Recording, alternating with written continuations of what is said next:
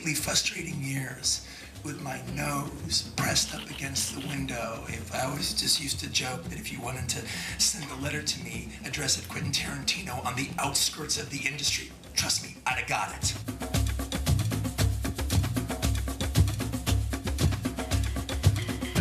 A friend of mine, Sheldon Lettich, had mentioned that there was this guy, Quentin Tarantino, working at Imperial Pictures. I guess he was stuffing video boxes into, videos into video boxes, that is. And Sheldon said, yeah, this guy really knows your work. He knows the movies you've done. And, you know, I also wrote, co-wrote Evil Dead 2 and so on. And so Sheldon says, yeah, Quentin would really like to meet you. So I met Quentin, and he seemed like this, you know, exuberant movie fanatic who had written a script. At that time, it was Natural Born Killers.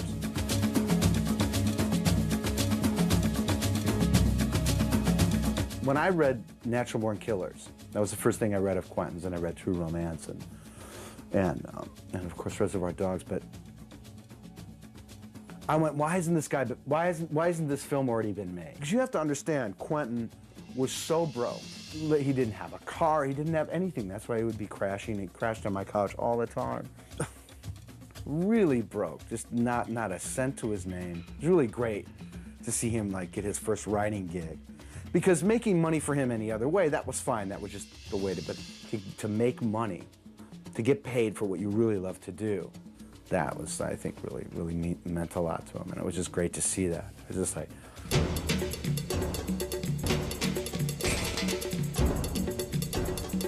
Scotty knew Lawrence Bender, and amazingly enough, the first film that K&B ever did was called Intruder. Scott directed it, and Lawrence Bender produced it. So that was February of 1988.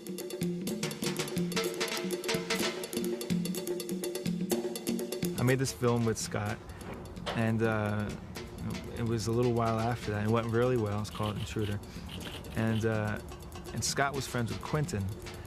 And Quentin was this buddy of Scott's who was a really talented guy, had a script, and you know, he needed me to produce it. I actually produced a low-budget movie. I met Lawrence Bender at a party for a friend of mine, a friend of Lawrence's.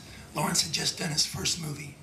It was a $100,000 slasher movie called The Intruder for Empire, Charlie Band's old company.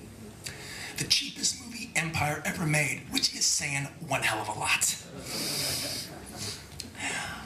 I really liked The Intruder. I thought it was like the Coen brothers had made a slasher film, all right? And I've always been a big fan of the slasher film genre.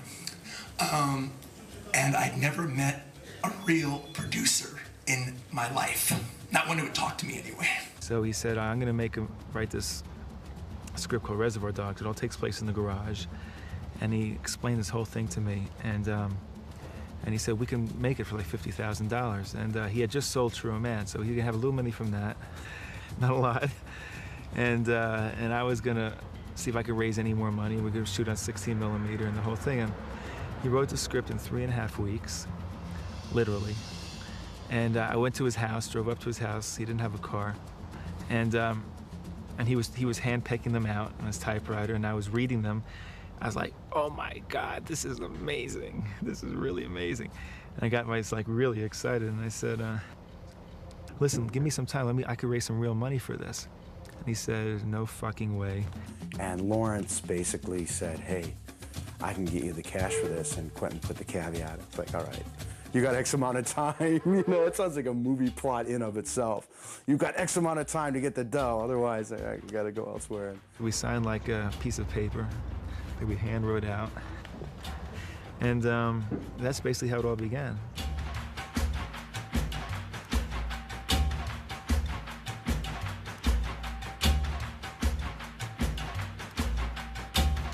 I kept waiting for somebody to tap me on the shoulder all through Reservoir Dogs, say, what the fuck are you doing here? Get out of here.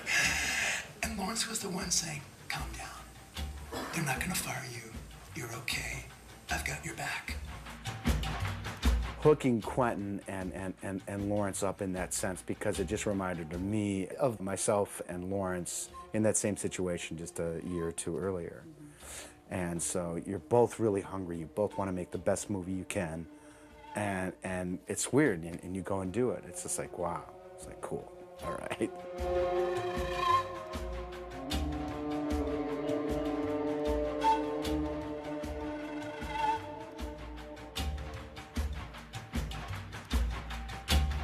It's kind of surreal. I mean, it's great.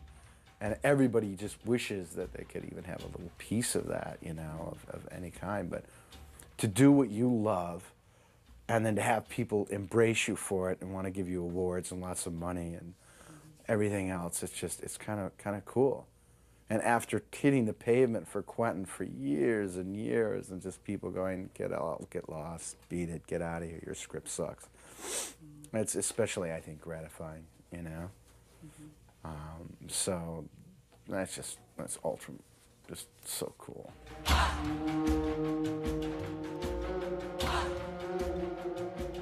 think my first encounter with Quentin happened during Reservoir Dogs. I was still in New York, and I went to a casting call on a Sunday for this film, and I read it. It was just such an amazing script to listen to these guys talk and realize these were like guys talking about everyday stuff who had a kind of very unique outlook on life. That was pretty intense stuff. And I went to the audition and naturally didn't get the job. And my next encounter with Quentin was at Sundance when I saw Reservoir Dogs, and I was just so excited watching that film. And after the film, he came up to me and asked me, well, how'd you like the guy who got your part? I was like, oh.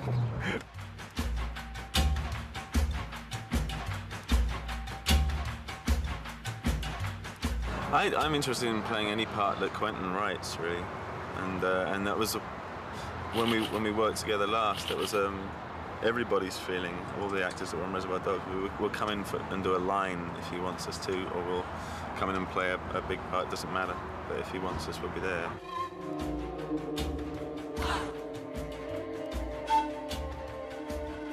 I knew from the very beginning that the film was going to be a huge smash. I just smash hit. I knew when I read the script, I knew when the actors who were getting involved, I knew from meeting Quentin that it was going to be something really special. I remember going to a party when I was in the middle of cutting Reservoir Dogs, and I had all these images in my head from Reservoir Dogs. I mean, but they were such incredible, wonderful images, even though they were violent. And I went to this very uptight party, and I was trying to explain to some people this film, and I just realized that I couldn't without them seeing it.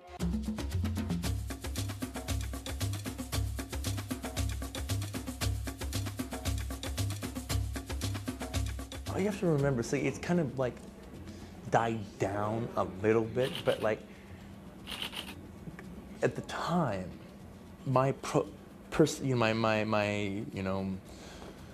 profile in the industry, or the way critics wrote about me, or part of the thing that they always talked about me, all right, was violence, violence, violence, violence, violence. He's the violence guy, and he likes violence, all right, so in movies, all right? And so if you were going to take a slab at me, it was like almost like I'm immoral for doing what I'm doing, all right?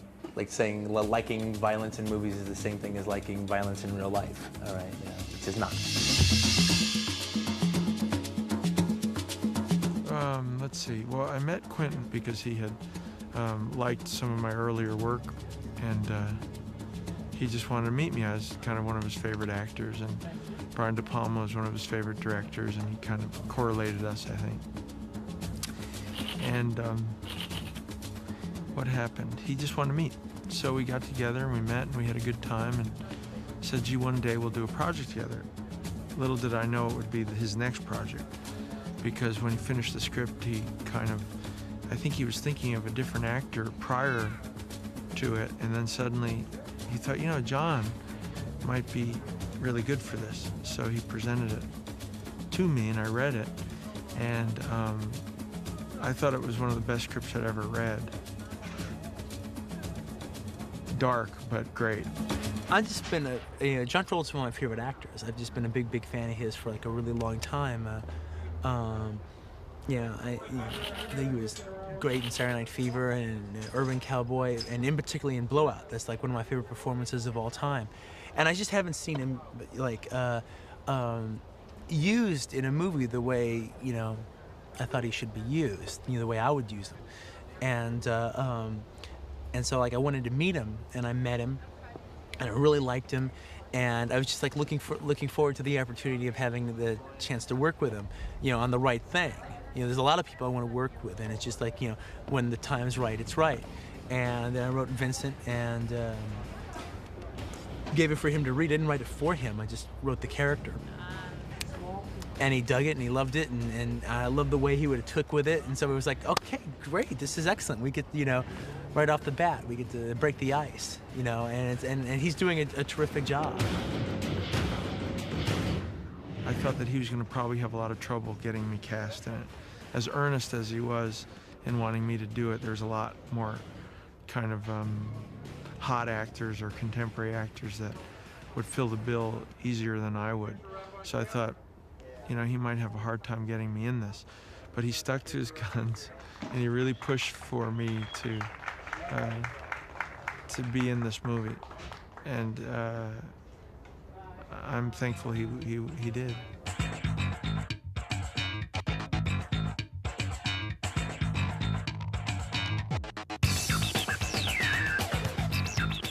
I've done True Romance, read Natural Born Killers, and auditioned for that. And when I heard that he had me in mind when he wrote this part for this film, I was too excited. So when I got the script, I read it immediately, and I couldn't believe what I read. So I immediately started it again to make sure, and I read it through twice, you know, to make sure. I was like, God, this is so amazing. On all sides by the inequities of the selfish and the tyranny of evil men. I'm trying real hard to be the shepherd.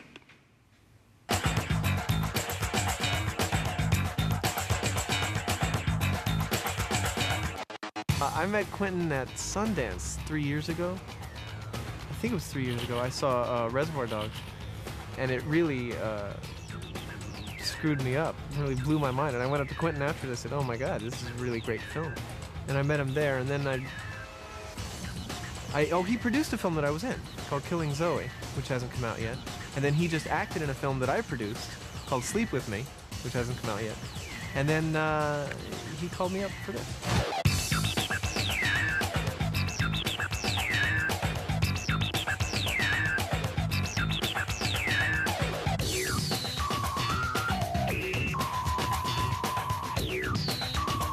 I was like every other actor in Hollywood, came and auditioned, and I actually auditioned for the part of Mia.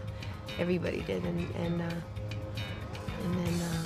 it was my birthday, and Quentin called me up and they asked me if I would play the part of Jodie, and I said, yeah, great, sure.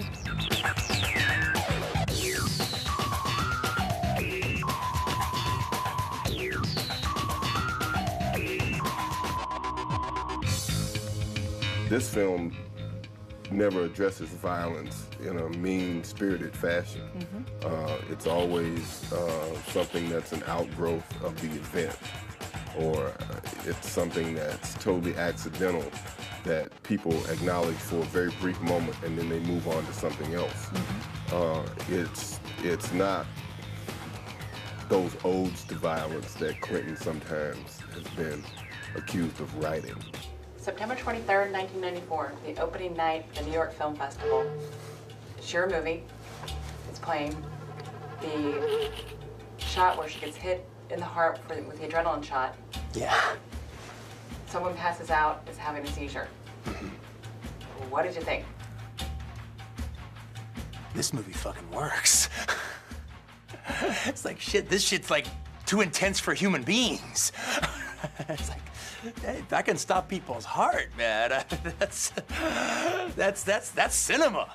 Harvey, myself, and the doctor, you know, helped this guy as he revived, and we helped him outside, outdoors, and he had a little bit of a sugar low or something, and I guess that just kind of pushed him over the top, so someone gave him some orange juice or something, I forgot what it was, Coca-Cola, and he was okay. But actually, it was like, whoa, this is a movie.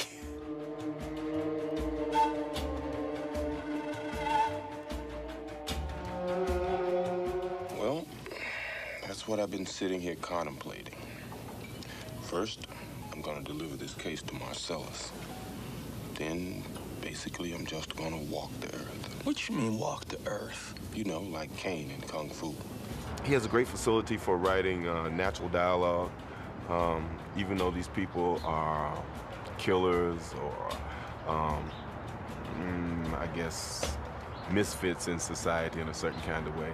They have real conversational things going on in their lives, like normal guys or, you know, just normal people. And that's just so unique. The great thing I think about Quentin's writing is that it all seems real. It's like the words just come out like real people talking, which is a relief as an actor. It's a relief.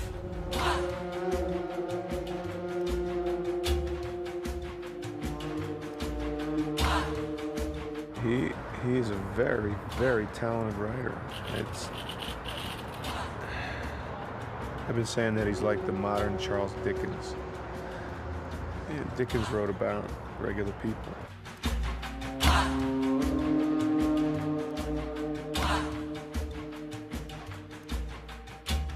We've asked everybody this question. We've asked everybody if they could take a stab at telling the story of the movie. Telling this story? No. No way. Absolutely not. No way. Sure, it is.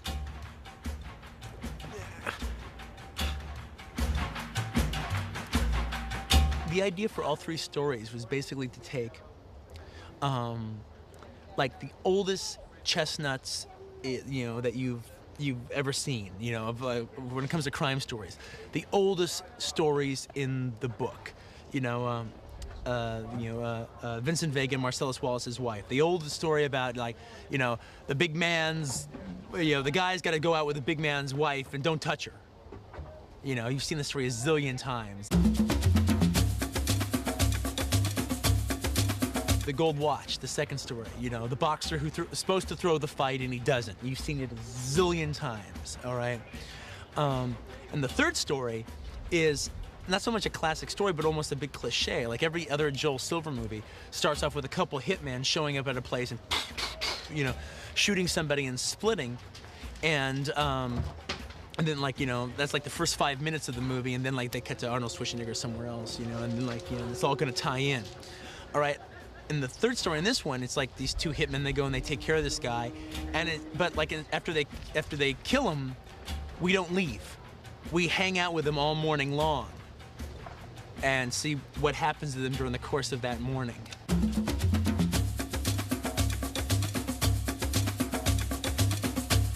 What Quentin finds so interesting, he said anyway to me at one point, is not, you know, it's not the scene where someone comes into a restaurant and blows someone's head off, you know, but his interest in all these crazy, totally, you know, hyper-real things that he writes about is how we all in life react to them in extremely normal ways. There are three stories that are really about one story, and it's very difficult to do that. It's very difficult to write something that is that complex and that complicated and still so, you know, simple of a story.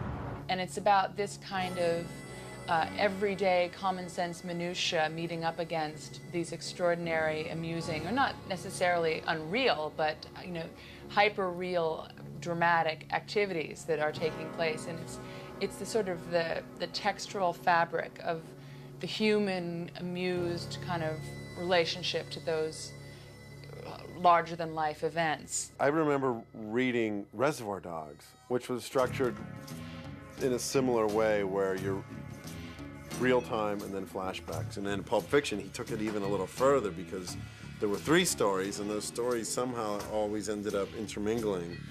If you give the audience the opportunity to can use its brain, it will. I'm using old forms of storytelling and then purposely having them go run awry. I mean, you know what I mean? You know, so it's like so it actually even seems even wilder because you know you've seen these stories a zillion times before, but you've never seen them quite play out like this before. You know, and I think part of the trick is to take these movie characters, these genre characters in these genre situations, and actually apply them to some of real life's rules, and see how they unravel.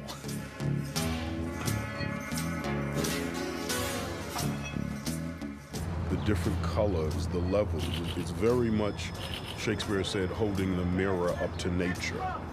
That's pretty much what I feel his writing, and especially how my character is written, is like. It really is as if Quentin met Marsalis somewhere or saw this, experienced this situation and put it down on paper. Well, the film kind of like has like,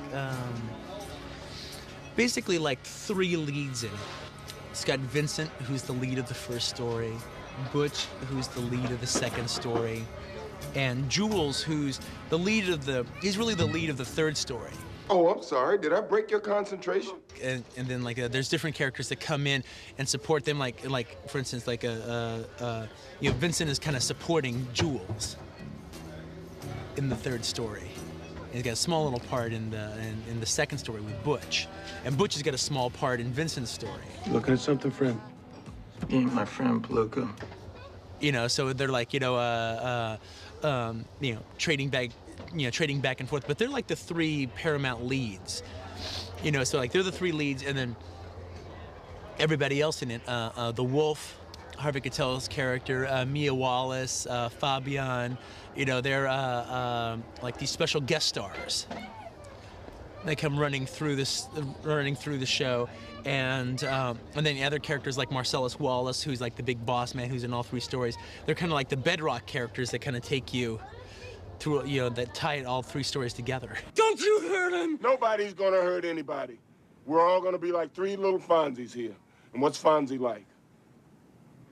Come on, Yolanda, what's Fonzie like? It's cool. What? Cool. Correctamundo. When Pumpkin and Honey Bunny come in, it's their movie. We don't know different. Yeah, and we don't know any different. You know, they come on like they're the stars of the movie, you know. And actually, it's been that way with all the different actors in the film. When I've been working with them, you know, when we work with Tim and Amanda, it's like a full solid week of working with them, and it's like you feel like it's their movie, you know. And then they leave, and you go, oh my God, where did they go? You know, it's you know, it's like how can I make the movie without them now? The other thing, which I didn't realize until we started making this movie, and someone said to me, you know, you're really lucky. You know, all these actors are just so great. I mean, no one gives you any trouble. Everyone is completely there for you. And I said, well, you know, maybe it's not luck. And I realized, and I thought about what it was that we did, and I realized one of the things that we do is by having rehearsal. It's not like, okay, you make a deal with the agents, and the agent's got with the actor, and the actor feels like he's getting screwed, and he walks on the set, and you know, there's no relationship. Is that not only do the actors get to work out on the movie before you start shooting, but also, you know, you form a family before you start shooting. You know, the actors and Quentin and I, we go out to dinner, we get to know each other. So when you walk onto the set, you've already created a real working relationship and a friendship with everybody. That was a great one. So, Mr. Willis, let me ask you a question here. Is this the finest moment of your acting career, or what? This is the pinnacle. From here on in, it slides down the backside of the Okay, you want to do one more? Yeah, let's do another one. Yeah. Coming back to you. Bruce. Give just a little bit more of a slow burn, like. Just, Okay. Yeah. Just like blank, and then boom, action.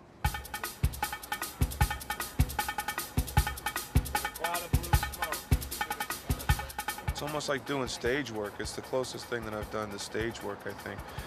Because everybody here, I think, feels the same way I do and really respects Quentin's writing to the point of not wanting to come in and say, well, we have to take this line out and change this, and why can't I say this now?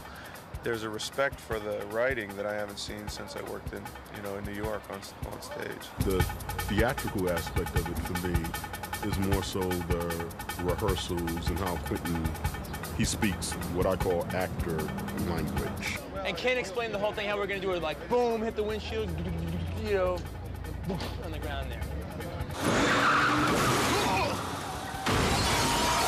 You know, everybody's here because they love the script and want to work with Quentin, who's a great writer, and you know, so it's fun. It's a great crew. Everybody's into it. It's like summer camp or something. It's really nice. It's the way movies should be made. Well, I think he's one of the best directors I've worked with.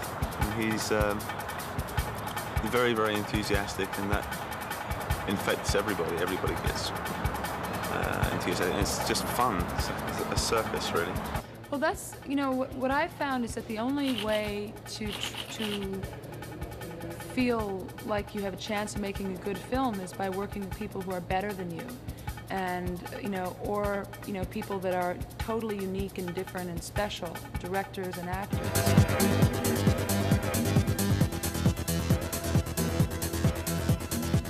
Quentin's in that league that has no name. And, you know, it's above naming.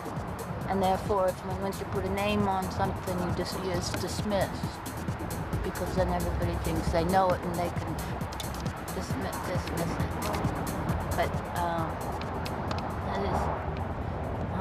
he's a very exciting director. Quentin is such a classic because it's this iconic American pop medley. I don't even know how many interests are filtering into Quentin's writing all the time and re-delivering us our burger with this international twist.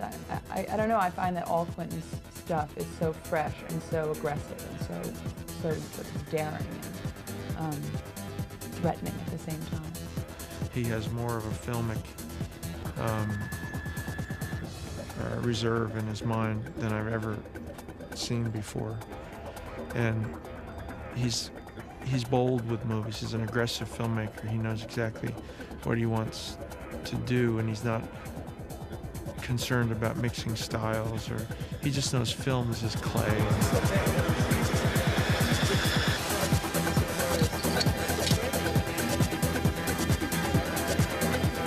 I knew I would have freedom of movement, but that I'd have a good watcher, a good director, somebody that's in there with you. Not in your head, not in your heart. I don't mind that either. But he's in there with you. And he expects a great deal. That's great. Now remember, I want just blank expressions, just blank. You guys are gawkers. Quentin is a very responsible filmmaker. I mean, it's quite amazing. I mean, Quentin does not want to go over budget. He does not want to go over schedule. I mean, he's very proud of the fact that he makes his days and that he stays on budget, and it makes him happy. You know, there's some directors that don't give a shit. And it's not even, I'm not even saying it's bad necessarily. I mean, it makes it hard on the people who are putting up the money. But Quentin is a director who completely, I mean, he's so responsible. He's almost too responsible.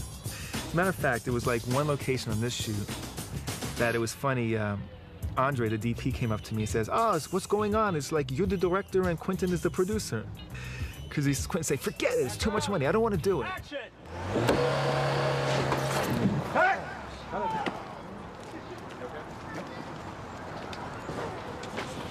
Okay, I think we got this. Andre? Andre? Well, it was good. He came over, but I mean, it was good until the thing kicked up when his foot came down. There are more moments. Can we do one again? Well, you know, the thing is, I'm getting it from the roof. That's what I'm getting. Once he starts tipping off that roof, I'm cutting it on the ground. All right, we got the roof clear twice, right? Yeah. Yes or no? Yes. Let's move on. Okay, coming around. It's not worth it. It's a pickup shot. You know, it's one shot. Quentin really sets the tone. It's a crew of people that love making movies. Like, I don't want to leave the set. This is a total get it out of your system movie. Before we leave out of this, since we're so happy here, and let's just do one more just like that, because that was excellent. It is a movie that you should see again and again and again. I think it will live a long time. This is no fad writing. This is no fly-by-night thing.